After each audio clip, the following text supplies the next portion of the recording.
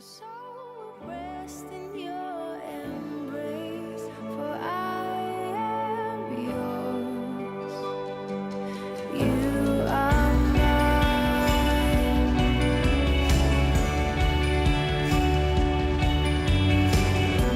Your grace abounds in deepest waters. Your sovereign hand will be my guide. My feet may fail and fear surrounds me. You've never failed, and you won't stop now. So I will call upon your name and keep my eyes above. Shalom ibu-ibu, selamat malam. Kita akan jumpa kembali dalam persekutuan kami malam ini. Mari ibu-ibu, kita akan memuji dan memuliakan Tuhan. Kita pujikan dengan suara pujian-pujian kita untuk mengagungkan nama Tuhan.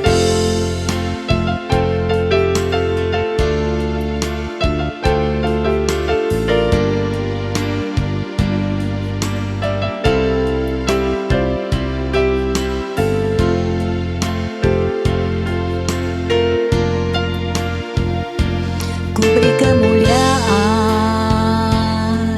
dan hormat, ku angkat suara pujian, ku agungkan namamu. Ku beri kemuliaan dan hormat, ku angkat suara pujian, ku agungkan namamu. Sebab kau besar, perbuatanmu ajaib, tiada seperti engkau, tiada seperti engkau. Sebab kau besar, perbuatanmu ajaib, tiada seperti engkau, tiada seperti engkau.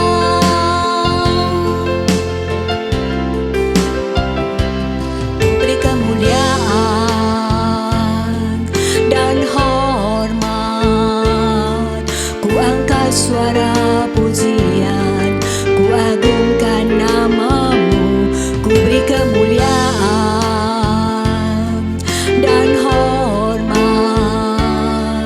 ku angkat suara pujian, ku agungkan namamu. Sebab kau besar, perbuatanmu ajaib, tiada seperti engkau, tiada seperti engkau. Sebab kau besar, perbuatanmu ajaib, tiada seperti engkau,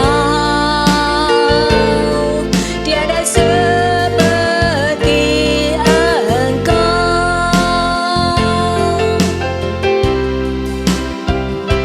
Kau besar, perbuatanmu ajaib, tiada seperti engkau, tiada seperti engkau. Sebab kau besar, perbuatanmu ajaib, tiada seperti engkau, tiada seperti engkau, tiada seperti engkau.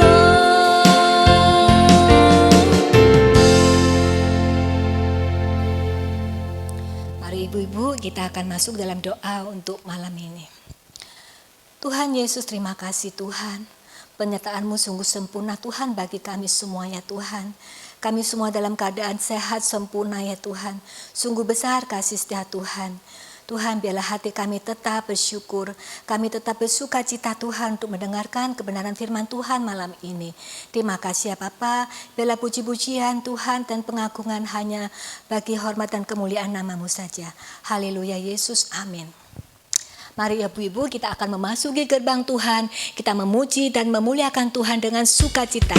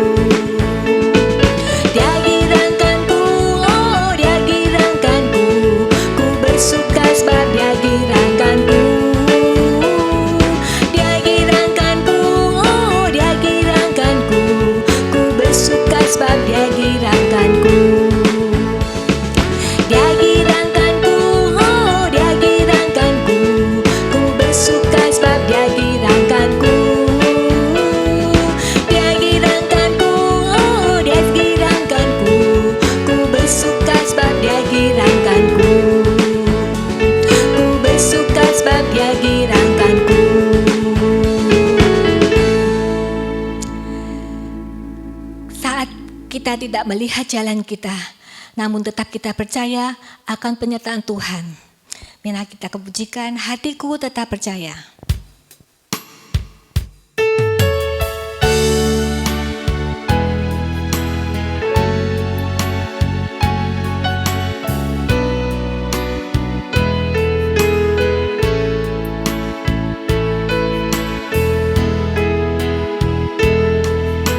Saat ku tak melihat jalanmu, saat ku tak mengerti rencanamu, namun tetap ku pegang janjimu.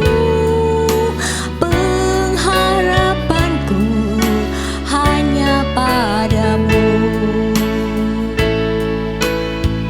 Hatiku percaya, hatiku percaya, hatiku percaya, selalu ku percaya.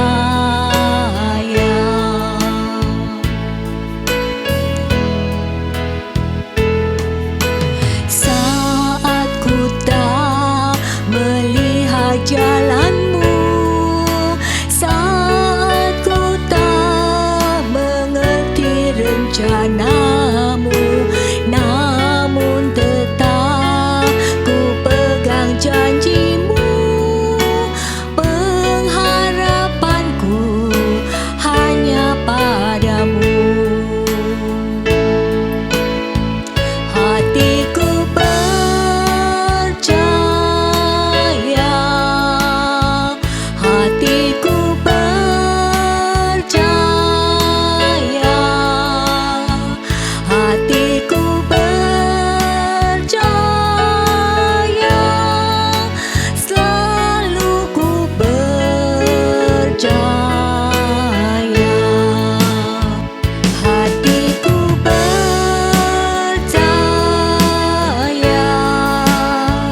hatiku percaya,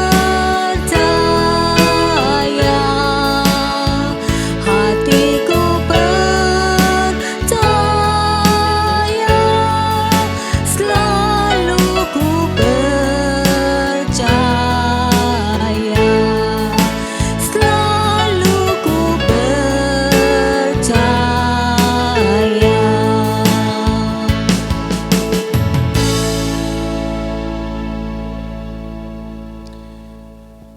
Mari ibu-ibu, kita akan siapkan hati kita untuk mendengarkan firman Tuhan. Kita akan tetap setia pada Tuhan. Ku tetap setia.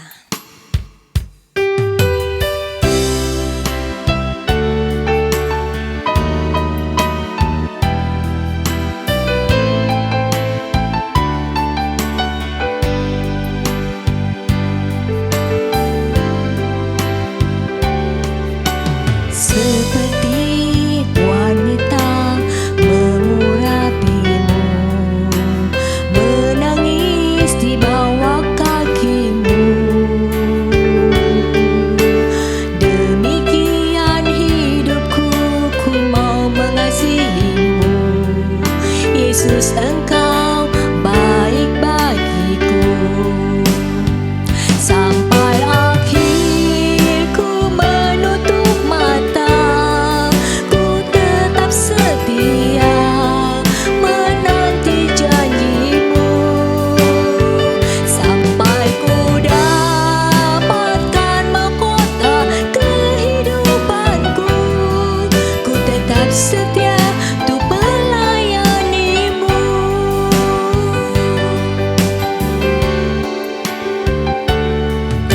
Seperti wanita mengurapimu, menangis di bawah kakimu. Demikian hidupku, ku mau mengasihimu. Yesus, Engkau baik bagiku. Sampai akhir ku menutup mata, ku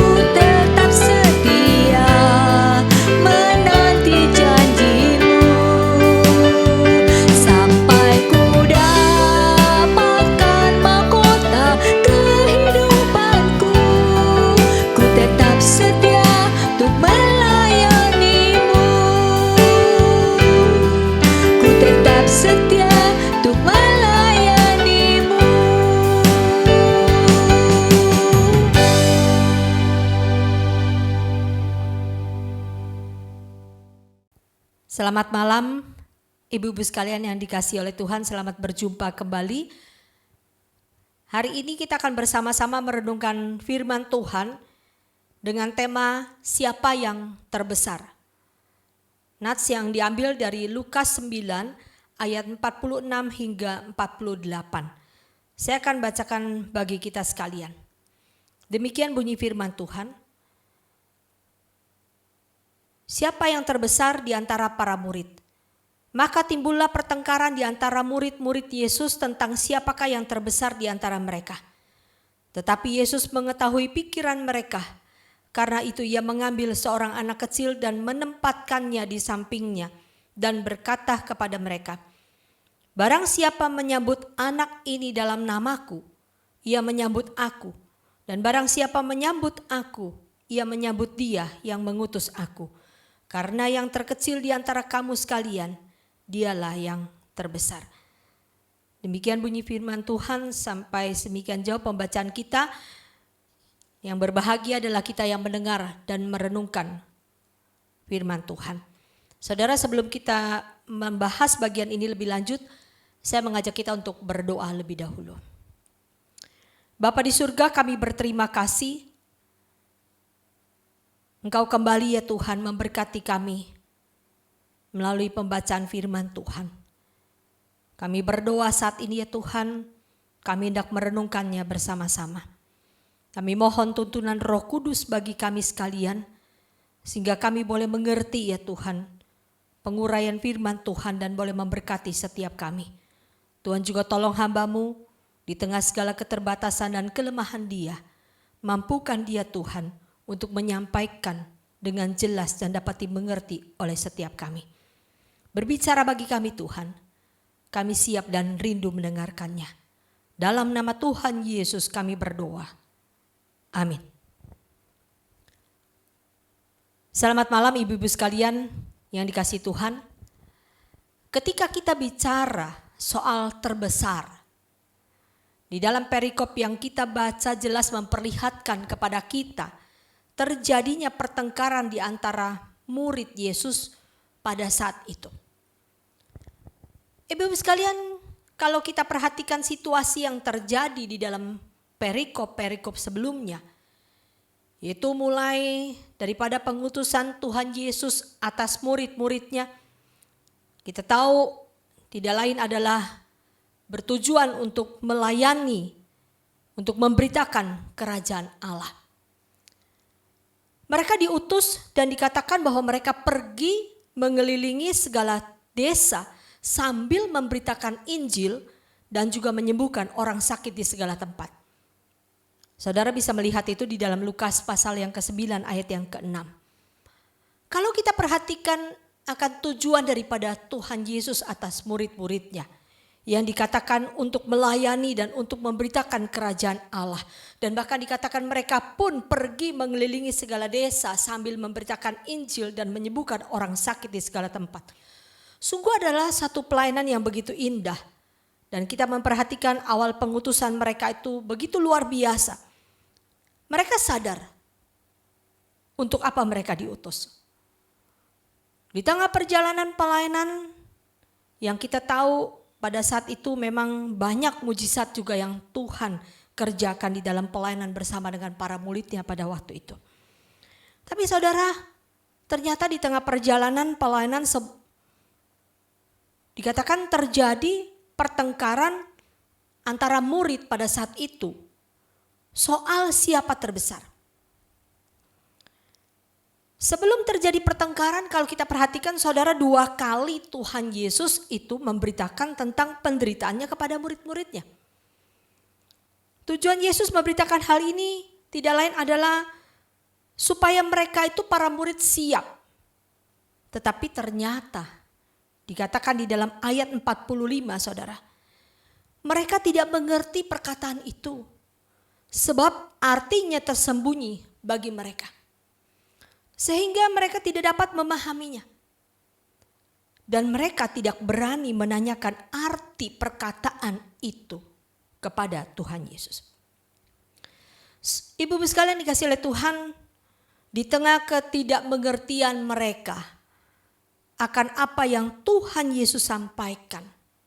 Ternyata kalau kita perhatikan, memang bertolak belakang sekali yang terjadi di dalam pikiran mereka. Terlintas dalam pikiran mereka bahwa Mesias dikatakan yang bersama mereka itu, bahwa Tuhan Yesus yang dikatakan akan menjadi pemimpin besar yang sedang membangun kerajaannya di muka bumi ini. Jadi dikatakan mereka merasa bahwa nantinya akan ada satu kerajaan yang mempunyai kekuasaan politik dan bahkan membagikan kedudukan atau jabatan terhormat kepada para sahabatnya. Di dalam Markus 9 ayat 34, mungkin ibu-ibu sekalian bisa membacanya. Itulah sebabnya para murid pada saat itu mempersoalkan siapa yang terbesar di antara mereka. Saudara, Yesus mengerti apa yang mereka perbincangkan. Mereka sedang memperbincangkan dan mempeributkan soal kedudukan mereka. Yang pasti, pemikiran mereka pun tentang siapa terbesar tidak sama dengan pemikiran Yesus. Saudara, jelas sekali bahwa penilaian Yesus tentang besar atau tentang besar tidaknya kedudukan seorang manusia berbeda sekali dengan penilaian manusia pada umumnya. Manusia biasa beranggapan bahwa orang yang besar, orang yang hebat adalah orang yang kaya, yaitu orang yang berkedudukan tinggi, orang yang pandai, punya kemampuan-kemampuan atau karunia-karunia yang hebat dan sebagainya. Tetapi saudara, tidak demikian dengan Tuhan Yesus. Tuhan Yesus beranggapan bahwa orang besar adalah orang yang rendah hati, yang mau melakukan pelayanan sekalipun itu rendah dan di tempat yang rendah menurut pandangan mata manusia. Karena itu saudara, kita harus berhati-hati. Di dalam perikop ini ketika kita bicara soal siapa yang terbesar, William Barclay memperlihatkan kepada kita begitu banyaknya motivasi seseorang di dalam melayani. Apa itu saudara? Yang pertama dikatakan gengsi. Ada keinginan untuk gengsi. Apa yang membuat kita gengsi saudara? Waktu kita bekerja atau melayani untuk Tuhan, gengsi adalah hal yang terakhir yang masuk dalam pikiran kita. Karena kita tahu bahwa bahkan yang terbaik dari kita tidaklah cukup untuk atau bagi dia. Yang kedua saudara, ada keinginan dalam posisi. Ketika kita diberikan satu jabatan atau posisi di dalam melayani, kita harus menganggapnya bukan sebagai suatu kehormatan tetapi sebagai suatu tanggung jawab. Ada orang-orang yang melayani di dalam gereja yang tidak sungguh-sungguh memikirkan tentang mereka yang dilayani tetapi memikirkan tentang diri mereka sendiri. Dipilih untuk jabatan atau posisi berarti dipisahkan untuk pelayanan, bukan diangkat dan ditinggikan pada kehormatan. Saudara, hal yang ketiga yang dikatakan oleh Barclay adalah yaitu adanya keinginan untuk keunggulan atau termuka. Maksudnya ketermukaan gitu ya, seperti demikian. Ini berbicara tentang apa saudara? Yaitu banyak orang mau melayani dan memberi selama pelayanan mereka dan kemurahan hati mereka diketahui dan mereka diberi ucapan terima kasih dan bahkan juga katakan pujian. Kita pernah mendapatkan ajaran lewat firman Tuhan bahwa kita tidak boleh membiarkan tangan kiri kita tahu apa yang sedang dilakukan tangan kanan kita. Jadi kita memberi atau melayani hanya untuk mendapatkan sesuatu dari pemberian atau pelayanan itu untuk diri kita. Sebetulnya saudara, itu secara tidak langsung sudah merusak dan menghancurkan banyak dari kebaikan yang sebetulnya Tuhan mau kita kerjakan dan menjadi berkat bagi orang lain. Saudara, ketika kita merenungkan akan bagian apa yang dikatakan oleh William Barclay ini ya saudara ya. Dikatakan banyaknya motivasi di dalam melayani, yaitu ada keinginan untuk gengsi, ada keinginan untuk memikirkan jabatan atau posisi, dan bahkan dikatakan ada keinginan untuk keunggulan. Saudara, menjadi satu pertanyaan bagi kita. Apakah hal-hal ini juga yang pernah terjadi di dalam kehidupan pelayanan kita? Mari saudara, kita memperhatikan apa yang Tuhan Yesus ingatkan dan ajarkan kepada murid-muridnya. Dalam ayat yang ke-47 sampai ayat 48, demikian bunyi firman Tuhan. Tetapi Yesus mengetahui pikiran mereka, karena itu ia mengambil seorang anak kecil dan menempatkannya di sampingnya dan berkata kepada mereka, barang siapa menyambut anak ini dalam namaku, ia menyambut aku. Dan barang siapa menyambut aku, ia menyambut dia yang mengutus aku. Karena yang terkecil di antara kamu sekalian, dialah yang terbesar. Saudara, dari ayat atau dari bagian ayat ini, saudara, kita belajar bahwa tidak ada yang terbesar di antara para murid. Yang terbesar itu adalah Yesus. Namun dikatakan, Yesus yang terbesar ini rela merendahkan dirinya seperti anak kecil yang tidak menyombongkan diri. Jadi apa yang bisa diajarkan tentang anak kecil? Diajarkan anak kecil tentang kebesaran atau hal-hal besar. Saudara, anak-anak di zaman dunia kuno tidak memiliki hal atau kedudukan atau hak istimewa bagi mereka sendiri. Mereka secara sosial berada di dasar anak tangga dan melayani orang tua mereka seperti halnya staf rumah tangga atau pembantu rumah tangga yang seringkali saudara kita katakan itu adalah sebagai seorang hamba. Yesus mengangkat seorang anak kecil pada waktu ketika terjadi pertengkaran soal yang terbesar di antara para murid. Dikatakan dia punya tujuan. Ketika dia mengangkat seorang anak kecil di hadapan murid-muridnya dengan menempatkan anak itu dikatakan di dalam posisi kehormatan istimewa, saudara, dikatakan di sisi kanan daripada Tuhan Yesus.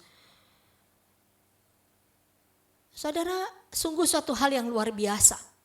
Harusnya menjadi satu hal yang bisa menjadi menyadarkan para murid pada saat itu.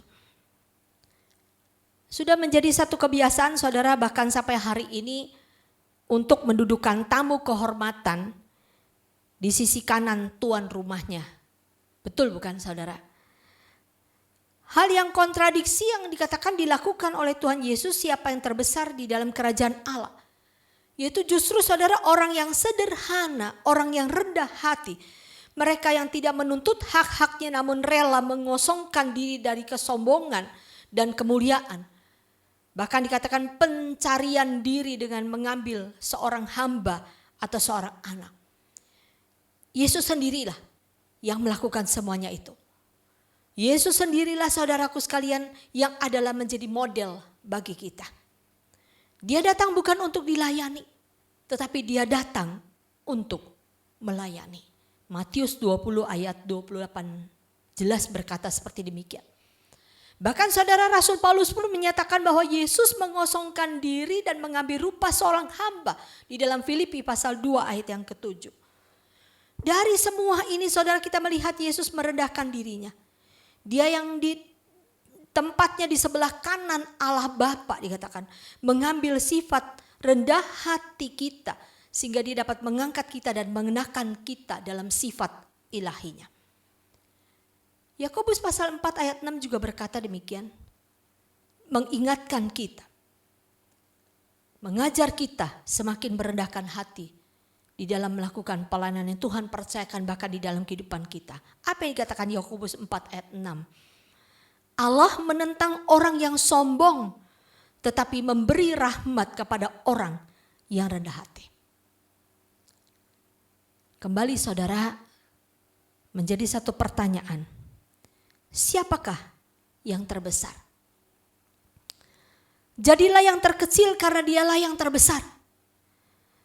Jika kita ingin dipenuhi dengan kehidupan dan kuasa Allah, Maka saudara ingatlah bahwa kita perlu mengosongkan diri kita dari segala sesuatu yang menghalangi kita.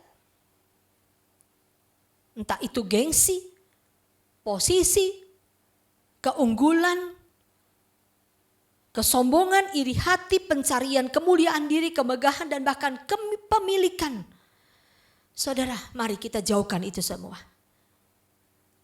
Dikatakan demikian halnya seorang anak kecil. Ini menjadi satu gambaran bagi kita.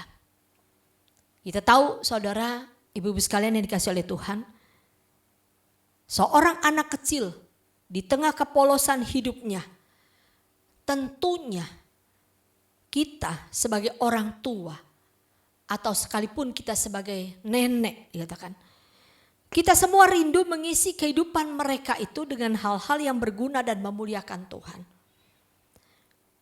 Karena itu ketika kita dipercayakan dan diperkenan untuk menjadi pelayan daripada Tuhan, keberadaan kita itu seperti bejana yang kosong. Tuhan menginginkan bejana kosong ini ya dapat diisi oleh Tuhan sendiri, yaitu dengan kemuliaan, kekuatan dan kasih daripada Allah sendiri bagi kita. 2 Korintus 4 ayat 7 berkata demikian.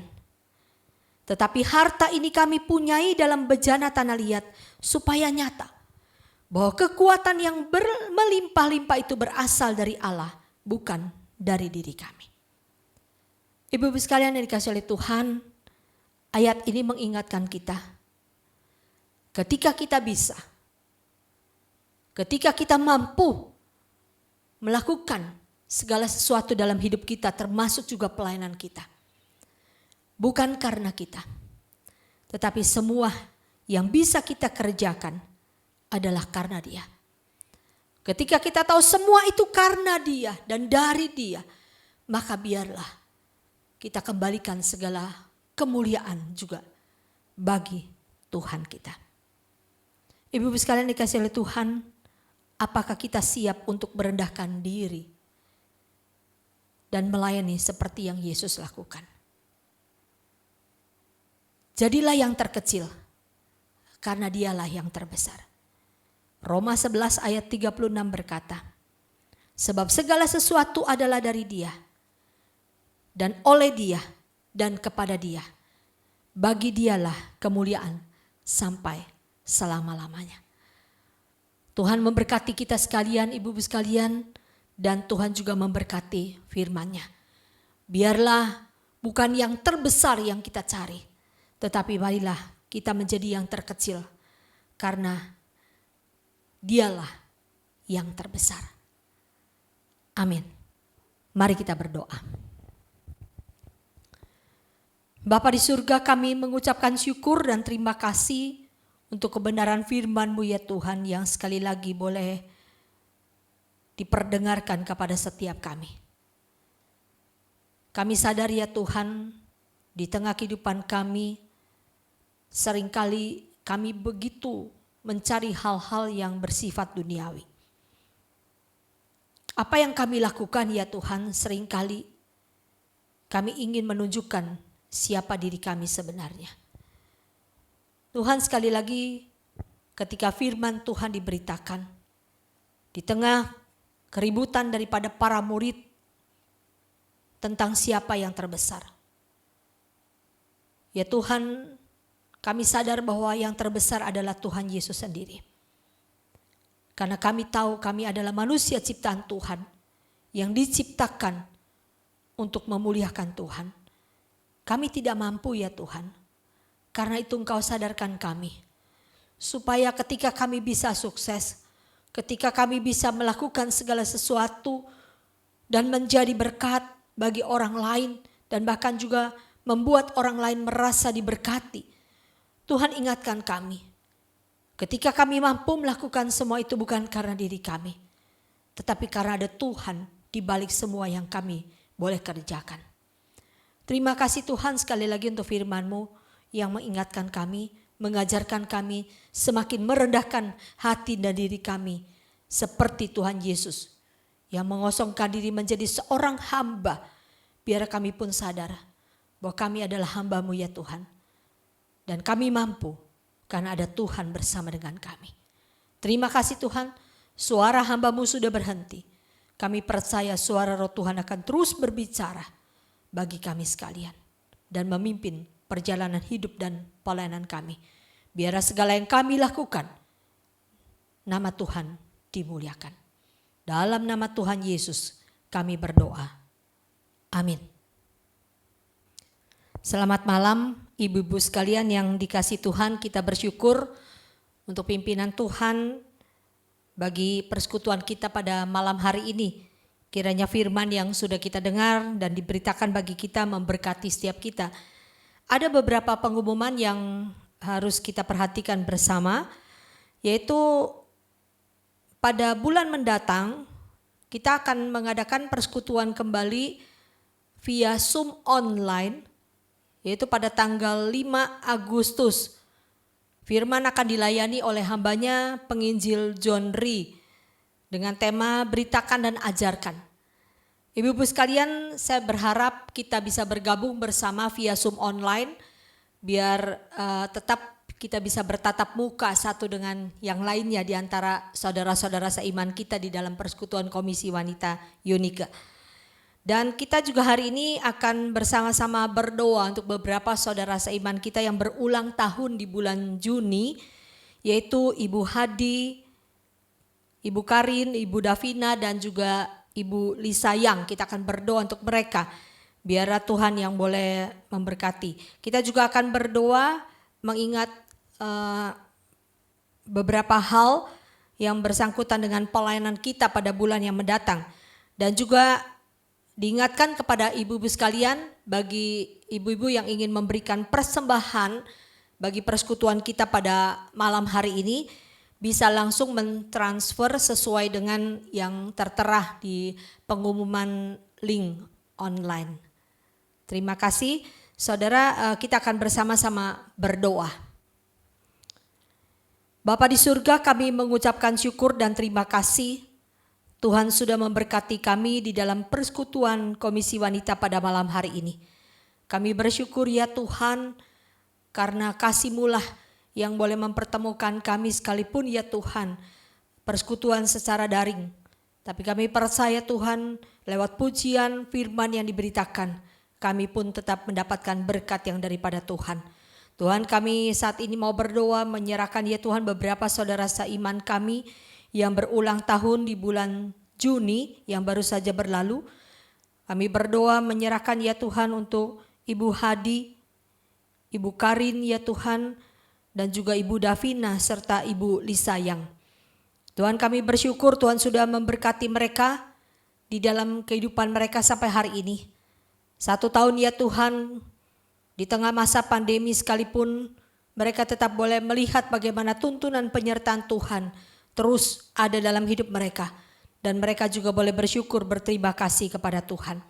Tuhan, kami berdoa kiranya di dalam kehidupan langkah-langkah ke depan Tuhan yang terus pimpin, baik dalam pekerjaan, dalam kehidupan rumah tangga. Ya Tuhan, biarlah Tuhan pakai saudara-saudara kami ini menjadi berkat. Kami juga berdoa ya Tuhan, pada saat ini tetap menyerahkan persekutuan kami pada bulan yang mendatang. Tuhan yang boleh memberkati via Zoom online yang akan kami adakan untuk hamba-Mu penginjil John Ri. Tuhan juga berkati beliau di dalam segala persiapan pemberitaan firman yang akan disampaikan bagi kami sekalian. Kami juga berdoa ya Tuhan, pada saat ini kami bersyukur Tuhan sudah memberkati kami dengan berkat-berkat yang boleh kami terima dalam kehidupan kami. Tuhan, di tengah persekutuan ini kami diberikan kesempatan memberikan persembahan kepada Tuhan. Kiranya Tuhan Kau berkenan menerima persembahan kami ini, dan Tuhan juga yang boleh memakainya ya Tuhan untuk boleh menjadi berkat bagi pelayanan di dalam gereja kami, baik itu di Komisi Wanita maupun pelayanan yang lainnya, dan bahkan ya Tuhan juga untuk pelayanan pekabaran Injil di muka bumi ini. Tuhan, kiranya segala berkat yang boleh kami terima mengajar setiap kami juga untuk senantiasa bersyukur dan belajar memberikan yang terbaik untuk Tuhan. Terima kasih Tuhan sekali lagi untuk persekutuan pada malam hari ini yang Tuhan sudah pimpin dari awal hingga akhirnya. Kami tetap menyerahkan kehidupan kami Tuhan di hari ini. Kami mungkin masih harus beraktivitas dan mempersiapkan berbagai hal di dalam kehidupan kami dan kehidupan rumah tangga kami. kami tetap mohon penyertaan Tuhan bagi kami sekalian. Terpujilah nama-Mu Tuhan. Di dalam nama Tuhan Yesus kami berdoa. Amin. Selamat malam ibu-ibu sekalian. Tuhan memberkati.